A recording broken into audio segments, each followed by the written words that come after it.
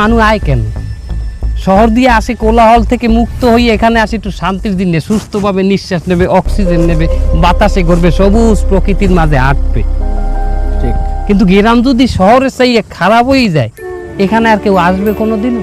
আগে গ্রামে যে কোনো বাসায় গেলেই মানুষ ব্যস্ত হয়ে যাইতে কিভাবে অতিথি আপ্যায়ন করাইবে।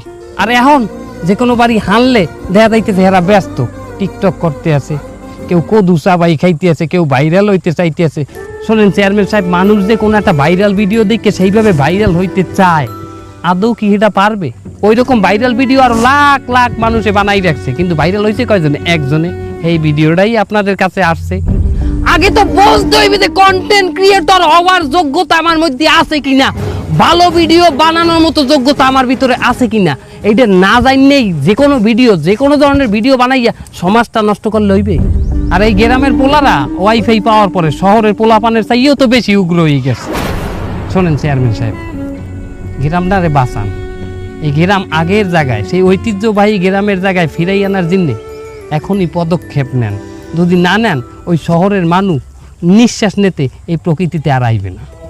ভালো থাকেন আপনারা। আর ওয়াইফাই ভালো কাজ